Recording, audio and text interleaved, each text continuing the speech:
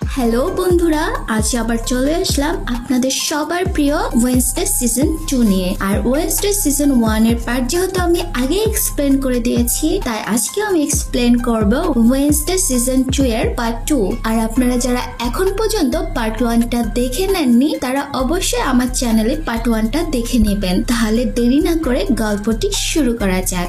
Wednesday হাসপাতালে অচেতন অবস্থায় শুয়ে থাকে। তার রুমে তার মা মার্টিসিয়া তাকে গল্প শোনাচ্ছিল। কিছুক্ষণের মধ্যে তার বাবা গোমেজ ঢুকে তার খোঁজ খবর নাই। মার্টিসিয়া জানায় ওয়েডনেসডের এখনো জ্ঞান ফেরেনি, জানি না কবে সুস্থ হবে। দুজনের রুম থেকে বেরিয়ে যায়। আর তখনই ওয়েডনেসডের জ্ঞান ফিরে আসে, কিন্তু সে অবাক হয়ে যায়। স্কুলের প্রিন্সিপাল উইমস তার সামনে দাঁড়িয়ে আছেন, অথচ সে অনেক আগে মারা গিয়েছেন। সে এখন মৃত আত্মাদের দেখতে শুরু করেছে। সে বিরক্ত হয়ে বাইরে বেরিয়ে যায় এবং হঠাৎ করে নিজেকে এক অচেনা জায়গায় দেখতে পায়। সামনে অনেকগুলো দরজা আর উইমস এর অফিস, যেখানে আবার উইমস এসে হাজির হয় এবং তাকে জানায় সে এখন থেকে ওয়েডনেসডের আধ্যাত্মিক পথ প্রদর্শক, মানে প্রিন্সিপাল। ওয়েডনেসডের জীবনের কঠিন সময়ে সঠিক সিদ্ধান্ত নেওয়ার দিক নির্দেশন হিসেবে ওয়েডনেসডেকে দেখা দিয়েছে। তার কাজ হলো ওয়েডনেসডেকে ভবিষ্যৎ দেখানোর ক্ষমতা ফেরাতে সাহায্য করা। উইমস আরো জানায় তাদের মধ্যে 13তম প্রজন্মের রক্তের সম্পর্ক রয়েছে, কিন্তু ওয়েডনেসডে তা বিশ্বাস করে না এবং হাসপাতালে ফিরে আসে। এইদিকে জুটি এক সংবাদ সম্মেলনে ঘোষণা করেন টেলর হাসপাতাল থেকে পালিয়ে গিয়েছে এবং সে খুবই বিপজ্জনক। ফেস্টারও পালিয়েছে, সাথে আরেকজন অপরাধী জন্ডও পালিয়েছে। সম্মেলনের পর অফিসার ড্যানি জুডিকে জিজ্ঞেস করে ওয়েডনেসডে উইলো হলে কি করছিল। জুডি বলে সে লুকিয়ে তার চাচা ফেস্টারের সঙ্গে দেখা করতে এসেছিল। তখন ড্যানি বলে নাকি তার চাচাকে পালিয়ে নিয়ে যেতে এসেছিল। এরপর জুডি দ্রুত সেখান থেকে সরে যায়, কিন্তু এখানে বোঝা যায় যে সে খুবই ভীতু ছিল, কারণ তার বাবার আউটকাস্টের উপর চালানো পরীক্ষার বিষয়টি ফাঁস হয়ে যেতে পারে। অল্প সময়ের মধ্যে দেখা যায় এক অজ্ঞাত ব্যক্তি একটি লাশ মাটি চাপা দিচ্ছে। জুডি তাকে ফোন করে জিজ্ঞেস করে হাসপাতাল থেকে যারা পালিয়েছিল তাদের সবাইকে সে শেষ করে দিয়েছে কিনা। সে জানায় সবাই শেষ, শুধু একজন বাকি, তার নাম্বার হলো 1938। জুডি রেগে গিয়ে বলে তাকে দ্রুত খুঁজে বের করে মেরে ফেলতে হবে। ওয়েডনেসডে এই সময় হাসপাতালে ছাড়ার প্রস্তুতি নেয়। এক নার্স তাকে ফুলের তোড়া দেয়, সঙ্গে একটি চিঠি দেয় যেখানে লেখা ছিল আজ তুমি আর এনিট মারা যাবে। তখনই দূরে দাঁড়িয়ে টেলরকে হাসতে দেখে ওয়েডনেসডে তার পিছু নেয়, কিন্তু হঠাৎ করে সে সেখান থেকে অদৃশ্য হয়ে যায়। তাকে না পেয়ে ওয়েডনেসডে দ্রুত স্কুলে ফিরে যায়। দেখা যায় টেলর হাসপাতালের এক স্তম্ভের আড়ালে লুকিয়েছিল। এইদিকে প্রিয়াঙ্কা আর এজেক্ট প্রিয়াঙ্কার মাকে লুকিয়ে রাখছে। এজেক্ট জানায় সাংবাদিকরা সকালে হোটেলের গুডউইনকে দেখেছে, যে একদল সংগঠনের নেতা ছিল। প্রিয়াঙ্কার মা একসময় তার সদস্য ছিল। এখন সে প্রতিশোধ নিতে তাকে খুঁজছে, কারণ প্রিয়াঙ্কার মা পুলিশের হাতে তাকে ধরিয়ে দিয়েছিল। ওয়েডনেসডে স্কুলে ফিরে তার ঘরে প্রস্তুতি নিচ্ছিল টেলরকে ধরার জন্য, যাতে সে শহর ছাড়তে না পারে। কিন্তু প্রিন্সিপালের উপর সে রাগান্বিত, কারণ তিনি সব জায়গায় তাকে অনুসরণ করছে। ওয়েডনেসডে এনিটকে বলে পালিয়ে বাড়ি চলে যেতে, কারণ তার জীবন এখন ঝুঁকিতে এবং পূর্ণিমা হতে এখনো 1 সপ্তাহ বাকি। সেই সময় পর্যন্ত এনিট নেকড়ে মানব হয়ে টেলরের সঙ্গে লড়তে পারবে না। এনিট রেগে গিয়ে বলে সে নিজেকে সুরক্ষা করতে পারে, এমনকি একবার সে টেলরকে হারিয়েছিল। ইনিট মনে করে ওয়েডনেসডে অনেক অহংকারী। সে ভাবে কেবল তারই পক্ষে টেলরকে হারানো সম্ভব। পরে ওয়েডনেসডে নেমে এসে প্রিন্সিপাল ব্যারিকে দেখতে পায়। তিনি ঘোষণা দেন মৃত আউটকাস্ট এবং শিক্ষার্থীদের বিদায় জানানোর জন্য সবাইকে রাতে নেভারমোরের সমাধি ক্ষেত্রে একত্রিত হতে হবে। ওয়েডনেসডে তাকে অনুরোধ করে যেন অনুষ্ঠানটি বাতিল করে দেয়, কারণ টেলর সরে আছে এবং অবশ্যই আক্রমণ করবে। কিন্তু প্রিন্সিপাল অস্বীকার করেন। তিনি বলেন স্কুল পুরোপুরি প্রস্তুত যে কোনো আক্রমণের জন্য এবং মিস ক্যাব্রির হাউড মানব ধ্বংস করার অভিজ্ঞতা আছে। ওয়েডনেসডে সিদ্ধান্ত নেয় তার সঙ্গে কথা বলবে সব জানার জন্য। এদিকে বাগলি তার বাবা গোমেজের সঙ্গে বসে দুঃখ প্রকাশ করে, কারণ যে জম্বিকে তারা জীবিত করেছে সে এখনো উধাও। তারা দুজন মিলে তাকে খুঁজে বের করার সিদ্ধান্ত নেয়। এইদিকে টেলর একটি ড্রেনে লুকিয়েছিল। ঠিক তখনই টেলর তার বাবা গালপিনকে দেখতে পায়। গালপিন তাকে তিরস্কার করে বলে তোমার মা যদি বেঁচে থাকতেন তোমাকে এই অবস্থা দেখে খুবই কষ্ট পেতেন। এতে টেলর ক্ষিপ্ত হয়ে যায় এবং বাবাকে বলে তাকে একা থাকতে দিতে। অন্যদিকে জুডির সহকারী বনের মধ্যে হাঁটছিল। হঠাৎ পাশের এক পরিত্যক্ত ঘর থেকে শব্দ শোনা যায়। ভেতরে ঢুকে সে কেঁপে ওঠে। তারপর হঠাৎ টের পায় কেউ নড়ছে। পানিতে হঠাৎ করে সে গুলি চালায়, কিন্তু কাছে গিয়ে দেখে যে আসলে এটা কোনো লাশ ছিল না, বরং একটা পুতুল ছিল। তখনই তার পেছনে হাজির হয় হাউড দানব আর তাকে মেরে ফেলে। অন্যদিকে বনে দেখা যায় জম্বি স্পার্ককে। গুলির শব্দ শুনে সে টানেলের ভেতরে ঢুকে যায় এবং জুডির সহকারী মস্তিষ্ক খেয়ে আবারও ধীরে ধীরে মানব রূপ ফিরে পাচ্ছে। সহকারী জ্যাকেটের ভেতর থেকে সে 1938 নাম্বারের রোগীর ছবি দেখতে পায়। ছবিটা দেখে বোঝা যায় সে ওই রোগীটাকে চেনে। এরপর ওয়েডনেসডে মিস ক্যাব্রির কাছে তার পুরনো প্রেমিক সম্পর্কে জানতে চায়। ক্যাপ্রি জানায় তার প্রেমিক আসলে হাউড দানব ছিল, কিন্তু প্রেমে পড়ার আগে সে কিছুই জানতো না। যেহেতু হাউড দানবরা সবসময় তাদের মালিকের নিয়ন্ত্রণে থাকে, তাই তার প্রেমিকও তাকে হত্যা করতে চেয়েছিল, কিন্তু এর আগেই ক্যাপ্রি তাকে হত্যা করতে সক্ষম হয়। সে ওয়েনসডেকে সতর্ক করে দেয় টেইলরের ব্যাপারে, কারণ হাউড দানব খুব ভয়ঙ্কর এবং সহজে হারানো যায় না। কিন্তু ওয়েনসডের পরিকল্পনা ছিল অন্যরকম। টেইলরকে মারার বদলে তাকে নিয়ন্ত্রণে আনার পরিকল্পনা করছিল।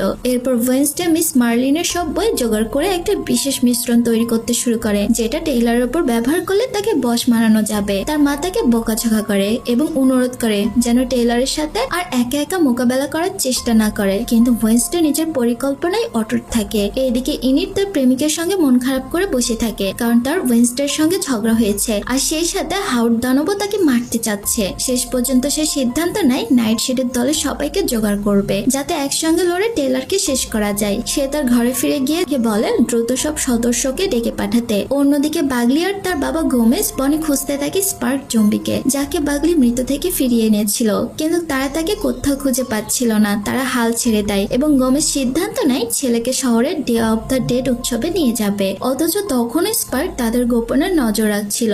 এইদিকে রুগী 1938 রেডিওতে শুনে পুলিশ নেভারমোর একাডেমিতে যাচ্ছে টেইলরকে ধরতে। তখন সে নিজে সেখানে যাওয়ার সিদ্ধান্ত নেয় টেইলরের সঙ্গে দেখা করতে। নাইট শেড টিম যখন একত্রিত হয়, ইনেট সবাইকে জানায় যে আজ হয়তো সে মারা যেতে পারে, তাই তাদের সাহায্য দরকার। এতে অ্যাজেক্ট রেগে যায় আর বলে সে দলের সদস্য নাই, তাই মিটিং ডাকবার তার অধিকারও নেই। হঠাৎ ওয়েনসডে হাজির হয় এবং নিজের পরিকল্পনা জানায়।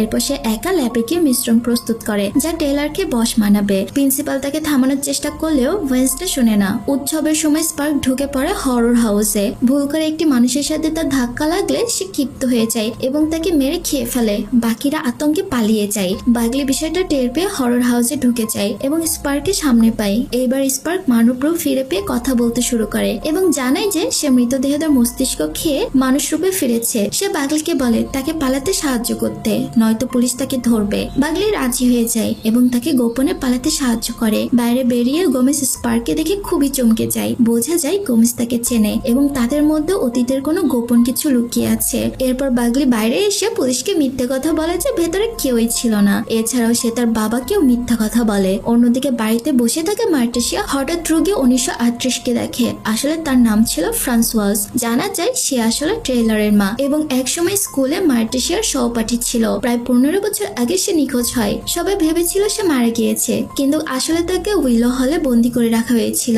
এখন সে মার্টেসিয়ার কাছে অনুরোধ করে যেন তাকে টেইলরের সঙ্গে দেখা করায়। এইদিকে স্কুলে টেইলর ইনিটকে দেখে তার পিছু নেয়। ইনিট তাকে ফাঁকি দিয়ে ফাঁকা এক ভবনে নিয়ে যায়, যেখানে নাইট শেড টিম অপেক্ষা করছিল। তারা টেইলরকে সতর্ক করে, কিন্তু টেইলর তাদের নিয়ে মজা করে এবং দানব রূপে রূপান্তরিত হয়। ঠিক তখনই ওয়েনসডে পেছন থেকে এসে হাউডকে ইনজেকশন দেওয়ার চেষ্টা করে, কিন্তু টেইলর তা টের পেয়ে তাকে আঘাত করে। একে একে সে সবাইকে মারে এবং ইনিটের কাছে পৌঁছে তাকে হত্যা করতে চাচ্ছিল। ওয়েনসডে তাকে থামিয়ে তখন মনে করিয়ে দেয় যে সে এখানে এসেছে তারই জন্য। এখানে ওয়েনসডে স্বীকার করে যে সে আসলে টেইলরের প্রতি আকৃষ্ট ছিল এবং বলে এখন থেকে সে টেইলরের নতুন মালিক। ইনজেকশনটি দেওয়ার আগে হঠাৎ আরেকটি হাউড দানব এসে হাজির হয়। সে ছিল আসলে ফ্রান্সওয়াজ, টেইলরের মা। সে ওয়েনসডের উপর ঝাঁপিয়ে পড়ে, কিন্তু ঠিক সেই সময় মার্টেসিয়া তাকে থামায় এবং মনে করিয়ে দেয় যে তারা একসাথে চুক্তি করেছিল এবং মার্টেসিয়ায় ফ্রান্সওয়াজকে তার ছেলের কাছে নিয়ে এসেছে। ফ্রান্সওয়াজ শান্ত হয়, ছেলেকে নিয়ে দ্রুত সেখান থেকে পালিয়ে যায়। ওয়েনসডে পরে জানতে পারে তার মাই আসলে ফ্রান্সওয়াজের সঙ্গে গোপন চুক্তি করেছিল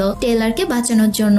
এতে ওয়েনসডে ক্ষুব্ধ হয়, কারণ তার মা বারবার তার কাজে হস্তক্ষেপ করছে। অন্যদিকে গোমেজ মার্টেসিয়াকে জানায় যে বাগলির জম্বি বন্ধু আসলে আইজ্যাক। এরপর মার্টেসিয়া বলে ফ্রান্সওয়াজও এখনো জীবিত রয়েছে। তাদের চোখে মুখে একটা ভয় দেখা যায়। পরের দৃশ্য দেখা যায় আইজ্যাক জুডির বাড়িতে এসে তাকে জিজ্ঞেস করছে সে তাকে মনে করতে পারছে কিনা। জুডি চমকে যায় এবং কিছুই বলতে পারে না। এই সময় টেইলরকে তার মার সাথে দেখা যায়। সে তার শরীরের ক্ষত সারিয়ে দিচ্ছিল। টেইলর ভীষণ খুশি, কারণ বহুদিন পর তার মা তার সামনে এসে দাঁড়িয়েছে। সে ভেবেছিল যে তার মা মারা গিয়েছে। এইদিকে পূর্ণিমার রাতে এনিট ব্যালি ড্যান্স প্র্যাকটিস করছিল। হঠাৎ সে ওয়ারওলফে পরিণত হয় এবং স্কুল থেকে পালিয়ে যায়। পালানোর সময় ক্যাবরি তাকে দেখে ফেলে এবং সে বুঝতে পারে যে ইনিট ওয়ারওলফে রূপান্তরিত হয়েছে এবং সে এখন অনেক শক্তি অর্জন করেছে। আর এখানে এপিসোড 5 শেষ হয়ে যায়। পরের দিন অ্যাডামস পরিবার ইনিটকে নিয়ে সবাই প্রিন্সিপালের অফিসে বসে। প্রিন্সিপাল ব্যারি জিজ্ঞেস করে গত রাতে কি ঘটেছিল। তখন মার্টেসিয়া বলে যে টেইলর আর তার মা কবরস্থানে তাদের উপর আক্রমণ করেছিল, কিন্তু তিনি তাদের বাঁচতে দেন এই শর্তে যে তার শহর ছেড়ে চলে যাবে এবং আর কখনো ফিরে আসবে না। তিনি নিশ্চিত ছিলেন যে তারা প্রতিশ্রুতি রাখবে। এই সময় অফিসার রেগে যান এবং মার্টিশিয়াকে গ্রেপ্তার করতে চান, কিন্তু সে তাকে বোঝায়, আমি যা করেছি তার জন্য আমার কোনো অনুশোচনা নেই। এরপর অ্যাডামস পরিবার তাদের দোষগুলো একে একে বলতে থাকে। এতে পুলিশ এবং প্রিন্সিপাল ব্যারি নিজেদের ব্যর্থতা প্রমাণিত হবে বলে তারা চুপ হয়ে যায় এবং শেষমেশ অফিসার আর প্রিন্সিপাল রাজি হয়ে যায়। এরপর ব্যারি স্কুলের আউটকাস্টদের উপর কারফিউ জারি করে। ওয়েন্সডে যখন ল্যাবরুমে আসে তখন প্রিন্সিপাল উইমস তাকে জানায় সে আবারও ব্যর্থ হয়েছে। এখন সে একটা দানবের বদলে দুটো দানবকে মুক্ত করে দিয়েছে, যেগুলো শহরের জন্য খুবই হুমকির বিষয়। এতে ওয়েন্সডে ভীষণ ক্ষুব্ধ হয় এবং প্রিন্সিপালের কাছে পরামর্শ চায় কিভাবে নিজের ক্ষমতা ফেরত পেতে পারে। প্রিন্সিপাল তাকে বলে তার শক্তির উৎস হলো পরিবারের বন্ধন, তাই তাকে মায়ের সঙ্গে সম্পর্ক ভালো রাখতে হবে। কিন্তু ওয়েন্সডে এইসব নিয়ে আগ্রহী নয়, সে শুধু টেইলরকে শেষ করতে চায়। ঠিক তখনই পেছন থেকে প্রফেসর ওয়েন্সডেকে জিজ্ঞেস করে, তুমি কার সাথে কথা বলছো?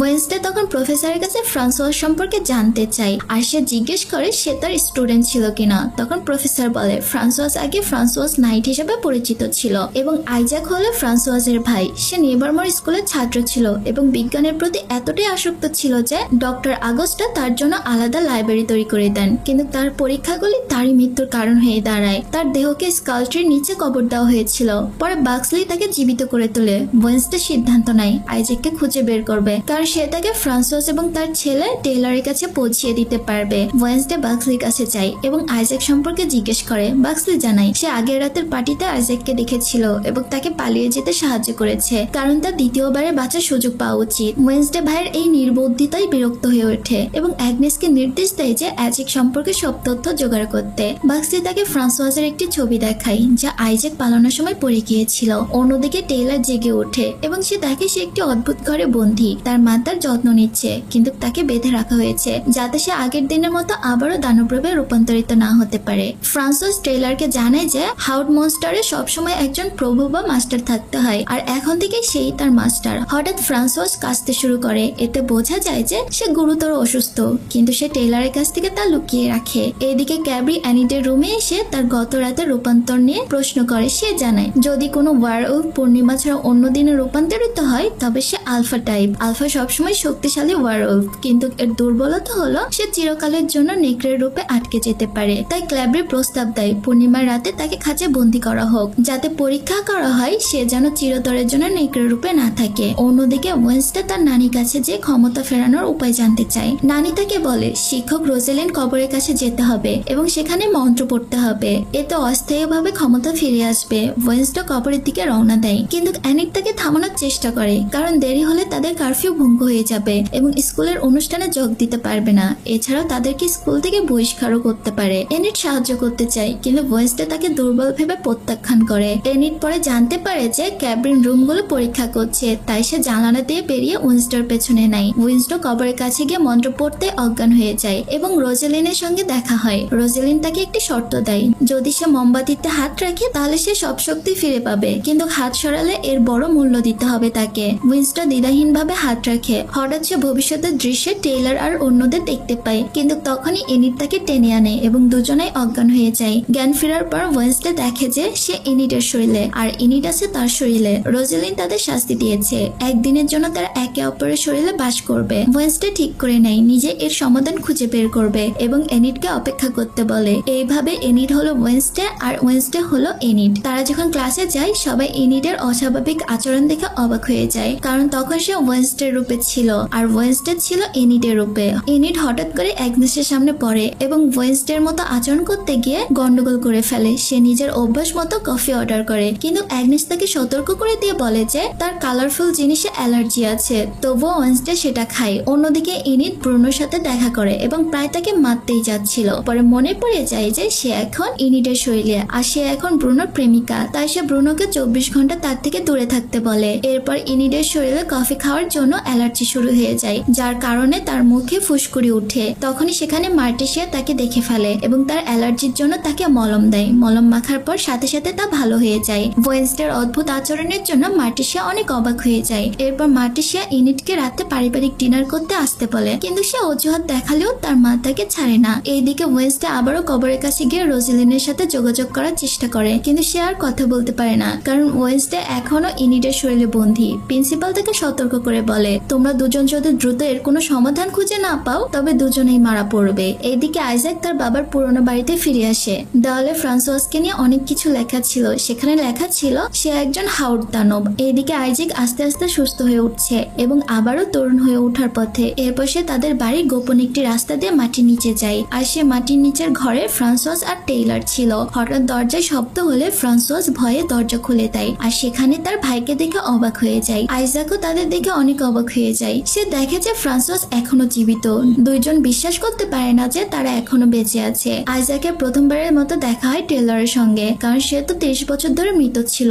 আইজাক জানতে পারে তার বোন অসুস্থ, তাই সে সিদ্ধান্ত নেয় বোনের ভেতর থেকে দানবীয় শক্তি টেনে বের করবে এবং তাকে আবারও মানুষে পরিণত করবে। এই জন্য দরকার হাসপাতালের বিশেষ এক যন্ত্র, তবে সেটি চালাতে বিরাট শক্তির উৎস লাগবে। আইজাক বলে সে প্রফেসর এলরডের কাছে যাবে। এই সময় ক্যাব্রি অ্যানিটকে গিটার বাজাতে দেখে এবং সে অনেক অবাক হয়ে যায় এবং বলে, তুমি যে এত ভালো বাজাতে পারো আগে তো কখনো বলনি। কিন্তু সে বোঝে না যে সে আসলে ওয়েন্সডে ছিল। এরপর ক্যাব্রি তাকে দোষ দেয় আগের রাতে পালিয়ে যাওয়ার জন্য এবং মনে করিয়ে দেয় যে রাতের কারফিউ ভাঙা নিষিদ্ধ, কারণ পূর্ণিমা আসতে মাত্র 2 দিন বাকি। তখন ওয়েন্সডে ইনিটের আলফা ওয়ারলফের কথা জানতে পারে এবং সে ভীষণ কষ্ট পায়, কারণ তার একমাত্র বন্ধু জীবন মরণের ঝুঁকিতে, আর এতদিন ধরে সে এই ব্যথায় একাই বয়ে বেড়াচ্ছে। এরপর ইনিট প্রফেসর রোজেলিনের একটি ছবি দেখতে পায়। ক্যাপ্রিন তাকে জানায় রোজেলিন ছিল তার নেভারমোরের শিক্ষক এবং ঠিক সেই কুটিরে থাকতো যেখানে এখন ওয়েন্সডের মা থাকে। ওয়েন্সডে মানে ইনিট দ্রুত কুটিরে যায় এবং গোপনে মার্টিশার গোপন রুমে ঢুকে, যেখানে সে আবিষ্কার করে তার মা আসলে ছদ্মনামে উপন্যাস লিখতেন। আবারও সে রোজলিনের আত্মার মুখোমুখি হন। তখন ইনিট জানায় যে এই অভিশাপ থেকে তারা কিভাবে মুক্তি পাবে। রোজলিন জানায় এবার তাকে এর মূল্য চুকাতে হবে। এখন ইনিট আর ওয়েন্সডেকে একে অপরের গোপন সত্য কথা প্রকাশ করতে হবে। আর তখনই মার্টিশা হঠাৎ করে ঘরে ঢুকে ইনিটকে দেখে রেগে যায় এবং তাকে বের করে দেয়। এদিকে ইনিট যে এখন ওয়েন্সডের শরীরে, সে ওয়েন্সডের ডয়ারে লুকানো উপন্যাস খুঁজে পায় এবং পড়ে দেখে যে ওয়েন্সডে তাকে নিয়ে উপহাস করছে, তাকে ব্যর্থ মেয়ে ভেবেছে। এতে ইনিট প্রতিশোধ নেওয়ার জন্য সিদ্ধান্ত নেয়। যেহেতু সে ওয়েন্সডের শরীরে ছিল, তাই সে রঙিন উজ্জ্বল পোশাক পরে, মেকআপ করে এবং নাচতে নাচতে স্কুলের সবাইকে দেখায়। তার নাচ দেখে সবাই হতভম্ব হয়ে ভিডিও করতে থাকে, কারণ কেউ কখনো ভাবতেই পারেনি ওয়েন্সডে কখনো কালো পোশাক ছাড়া কিছু পরবে। কিন্তু হঠাৎ তার অ্যালার্জি বেড়ে যায়, মুখে চিহ্ন স্পষ্ট দেখা যায়, আর সে মাটিতে লুটিয়ে পড়ে। অন্যদিকে ব্রুনো ফোনে তার সাবেক প্রেমিকা সোফিয়ার সাথে কথা বলছে। সে সোফিয়াকে জানায় এখনো সে তাকে ভালোবাসে এবং তাকে ভীষণ মিস করছে, আর এই কথাগুলো বলছিল সে অন্য একটি ভাষায়। যখন ইনিট এই কথা শুনে তখন সে হতভম্ব হয়ে যায়, তবে ব্রুনো অস্বীকার করে যে সে তার মায়ের সাথে কথা বলছিল। তবে আমরা সকলেই জানি ওয়েন্সডে কতটা বুদ্ধিমান, সে তার ভাষা বুঝে গিয়েছিল আর তার সাথে ব্রেকআপ করে দেয়। এইদিকে রুমে অ্যাগনেস ওয়েন্সডের সাথে কথা বলে। সে ভুল করে সব কথা বলে দেয়, যেখানে ইনিট জানতো না যে তার বন্ধুর জন্যই সে মারা যাবে। এই কথা শুনে ইনিটের খুব খারাপ লাগে। অ্যাগনেস আরো বলে ইনিট মারা গেলে সে তার সবচেয়ে ঘনিষ্ঠ বন্ধু হবে। এতে ইনিট প্রচন্ড রেগে যায় এবং তাকে আজীবনের জন্য অদৃশ্য হওয়ার জন্য অভিশাপ দেয়। এই কথা শুনে অ্যাগনেসের মন খারাপ হয়ে যায়। সে মন খারাপ করে অবহেলিত আর হেরে যাওয়া ছাত্রদের সভা, যেখানে অন্যান্য বিচ্ছিন্ন অঙ্গ প্রত্যঙ্গর মতো অদ্ভুত প্রাণীদের ক্লাস চলছিল, সেখানে সে কাঁদতে কাঁদতে তাদের বলে আমি কি এখানে আসতে পারি। তখন প্রফেসর তাকে সম্মতি দেয়। এরপর অ্যাগনেস তাদের কাঁদতে কাঁদতে বলে সে অনেক একা এবং বন্ধুহীন বোধ করছে। সে ভেবেছিল স্কুলে এসে নতুন বন্ধু পাবে, কিন্তু আসলে সে শুধু ওয়েন্সডেকেই চেনে। তাকে সে ভীষণ ভালোবাসে, একদিন তার মতো হতেও চায়, অথচ ওয়েন্সডে তাকে পাত্তাই দেয় না। এইদিকে ইনিট অ্যাডাম পরিবারের পারিবারিক ডিনারে যায়, কিন্তু অদ্ভুত খাবার এবং বাজে পরিবেশ দেখে তার মাথা ঘুরে যায় এবং সে খাবারগুলো খেতে অস্বীকার করে। তখন মার্টিশিয়া আর গোমেজ বলে আমাদের পরিবারের নিয়মে আমরা মিথ্যা বলা একদমই পছন্দ করি না। যা শুনে বাকলি ভয় পেয়ে আইজাককে পালিয়ে দেওয়ার সাহায্যের কথা বলে দেয়। এরপর গোমেজ তার সাথে বাকলিকে নিয়ে সেখান থেকে চলে যায়। মার্টিশিয়া তখন ওয়েন্সডেকে ইনিট সম্পর্কে জানতে চায় যে সে কেন রোজেলিনের রুমে গিয়েছিল, আর তখনই মার্টিশিয়া প্রিন্সিপাল উইন্সের আত্মা দেখতে পায় এবং সে জানায় তার মেয়ে বিপদে আছে, তার শরীর বদলে গিয়েছে ইনিটের সঙ্গে। তখন মার্টিশিয়া ইনিটকে বলে তাড়াতাড়ি ওয়েন্সডেকে সেখান থেকে বের করো আর তোমাদের শরীর বদলিয়ে নাও, তাছাড়া তোমরা কেউই বাঁচতে পারবে না। এদিকে প্রফেসর আর্লফট হঠাৎ অদ্ভুত শব্দ শুনে পেছনে তাকায় এবং স্তম্ভ হয়ে যায়, কারণ আইজাক ফিরে এসেছে। সে অবাক হয়ে যায়, কারণ সে তো বহু বছর আগে মারা গিয়েছিল। আইজাক জানায় সে প্রতিশোধ নিতে এসেছে। সে প্রফেসরের শক্তির যন্ত্র ছিনিয়ে নেয় এবং তার মস্তিষ্ক খেয়ে ফেলে। আগ্নেস এই দৃশ্য দেখে আতঙ্কিত হয় এবং লুকিয়ে পড়ে। এরপর আইজাক প্রফেসরের যন্ত্র তার বোনকে দিলে তার বোন খুবই খুশি হয়। এইদিকে অ্যাগনেস তাদের গাড়ির ডিকিতে লুকিয়ে পড়ে। সে সিদ্ধান্ত নেয় ওয়েন্সডেকে জানাবে যাতে তারা একসাথে টাইলারকে থামাতে পারে। আইজ্যাক এরপর ফ্রান্সওয়াজ ও ট্রেলারকে নিয়ে হাসপাতালে যায়, যেখানে যন্ত্র চালু করে বোনের শক্তি চুষে নিয়ে তাকে মানুষ বানানোর চেষ্টা করে। কিন্তু তখন টাইলার আবিষ্কার করে যে অ্যাগনেস লুকিয়ে আছে, তাকে বন্দি করে রাখা হয় যাতে কাজ শেষে আইজ্যাক তাকে খেয়ে ফেলতে পারে। এই সময় ওয়েনসডে আর এনিট সেখানে পৌঁছায়। ওয়েনসডে ছুটে গিয়ে অ্যাগনেসকে মুক্ত করে, কিন্তু টেইলার তাদের থামানোর চেষ্টা করে। এনিট রেগে তাকে আক্রমণ করে, প্রায় মেরেই ফেলছিল, কিন্তু শেষ মুহূর্তে থেমে যায়। যন্ত্রটি বিস্ফোরিত হয়ে যায় এবং তিনজন সেখান থেকে পালিয়ে বনের দিকে যায়। ওয়েনসডে অ্যাগনেসকে স্কুলে ফিরে যেতে বলে। সে আর এনিট রোজেলিনের কবরের কাছে যায়, যেখানে দুজনের হাত একে অপরের সাথে রেখে একে অপরের সবচেয়ে গোপনীয় কথা প্রকাশ করতে হবে।